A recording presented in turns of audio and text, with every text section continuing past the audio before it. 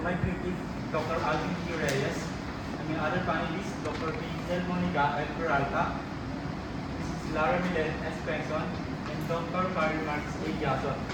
So I'm here today to present my thesis proposal entitled Parasitological Assessment of Farm Juvenile Night Tilapia or Chromis niloticus in Davao, Pampanga, Philippines.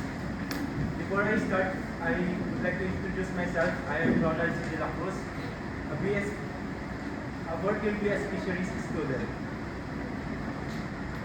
For the introduction, background of the study.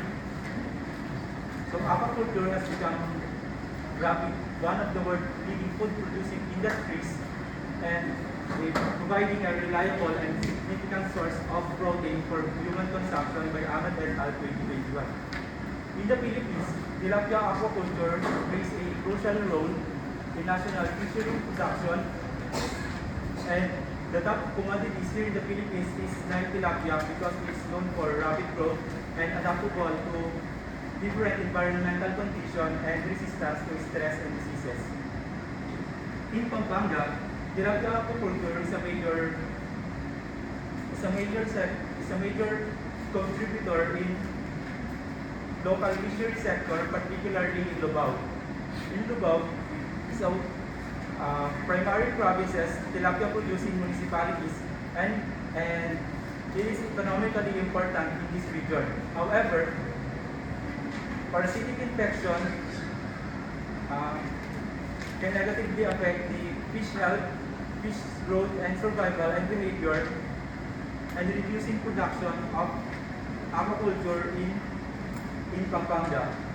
And according to the study of Reyes and Cando 2019, they have suspected a parasite, 5 ectoparasites in Minalik, Pampanga, specifically in juvenile, and one of the most prevalent and highest infestation level is Trichodina. So juvenile tilapia is often exhibit a highest parasitic load due to underdeveloped immune defense and thinner epithelial tissue. And for the objectives of the study, the general objective of the study is to assess a parasitic infection in juvenile tilapia in selected grow-out farms in Davao, Pampanga. Specifically, it aims to collect and record the morphometric data and sex of juvenile tilapia from 4 grow-out farms.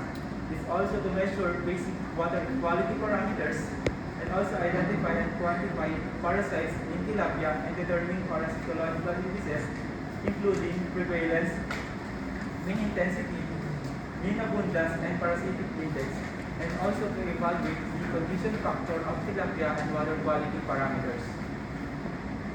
For the significance of the study, it provides a baseline data on parasitic infection in juvenile tilapia in Davao, Pampanga, and it also guides fish farmers in implementing parasites control. And according to Polin 1996, it contributes and supports sustainable fishery management in the region.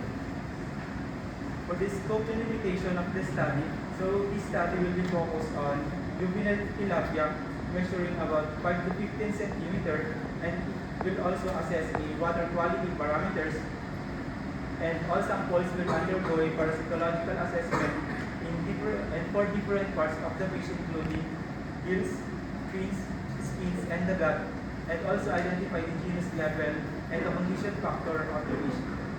The limitation of this study is restricted to selected 4 grow-out farms in Pampanga. And for the time and place of the study, so this study will be carried out in Davao, Pampanga, in the municipality of Davao, Pampanga, specifically in 4 barangays including San Seguni, Santa Teresa II, Bangkal Sinubli, and Bangkal Pugad.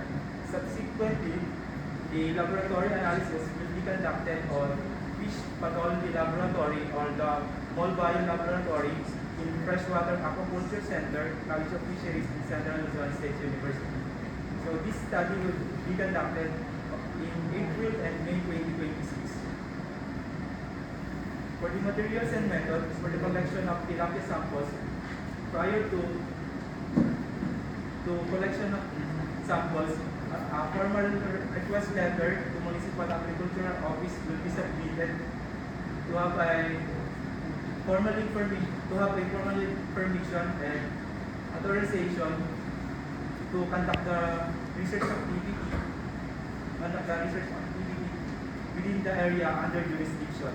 Approximately 70 juvenile tilapia will be collected measuring 5 to 15 centimeters, and it will be properly transferred to aerated polyethylene plastic bag to avoid cross-contamination. And it will be transferred on fish pathology laboratory, and upon arrival in the laboratory, the specimen will be placed in the labeled glass aquaria with aerated to maintain the level of dissolved oxygen. And to get the sample size, this study used Cochran formula, where sample size is equal to C squared multiplied by P multiplied by 1 minus P over E squared, where C value is equal to 1.645 for 90% confidence, and P is the estimated proportion, and this study used 0.5 because it is unknown. And for letter E, the margin of error is equivalent to 0.10 or 10%. And collection and analysis of water samples. So basic water quality parameters will assess, including temperature, dissolved oxygen, total dissolved solids, visibility, and salinity. So this will be measured in situ using a multi-parameters water quality meters and SETIs for visibility. So the measurement of water quality will assess the pre-designated area, including inlet, midpoint area, and the outlet.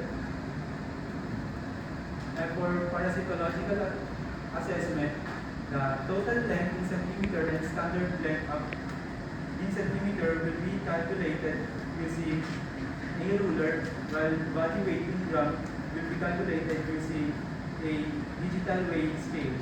And for the sex identification, it will be examined all the samples in their genital papilla. And the first step, the gills will be excised and placed in the petri dish with 2 ml distilled water. And next is the gut will be removed, then also placed in different petri dish with 2 ml distilled water with the same specimen.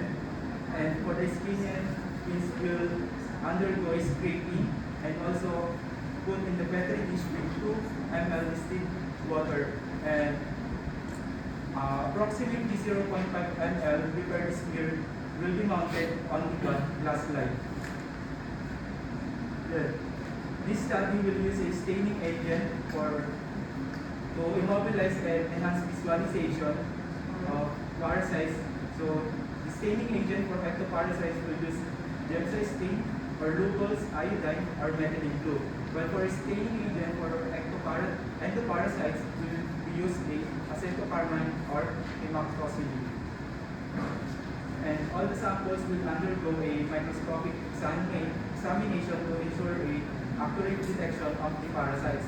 And for the identification of parasites and the genus level, this study will use a taxonomy developed by Kabata 1985. And in fish parasitology, this study uses several standard formula, including the prevalence percentage, where number of infected fish divided by total number of fish examined multiplied by 100. And in table 1 shows the prevalence rate criteria of parasitic infection in fish, also developed by Kabata 1985, including the prevalence percentage, category, and the information. And to get the mean intensity, it is equal to the total number of parasites counted over the number of infected fish. And in table 2 shows the criteria for intensity of parasitic infection in fish, including the intensity and its category. And to get the mean abundance, it is equal to the total number of parasites counted over the total number of fish examined. And for parasite index, it is equal to the percentage of prevalence multiplied by mean intensity. And the other formula that will be used is parasite index is equal to the total number of parasites over total number of fish multiplied by 100. And for the condition factor, K is equal to W over L cube multiplied by 100, where W is the weight of the fish in gram and the L is the total length of the fish in centimeter. And for the statistical analysis, so all the data will be summarized using a descriptive statistics, and the differences of parasites among the farms will be tested using a T-square for prevalence and ANOVA or Kruskal-Wallis for continuous variables. And the correlation analysis will be used a Pearson and Spearman correlation to get the relationship between the parasite burden, fish condition, and water quality. And all the statistical tests will be conducted at 5% significance level, where significance level is equal to 0.05.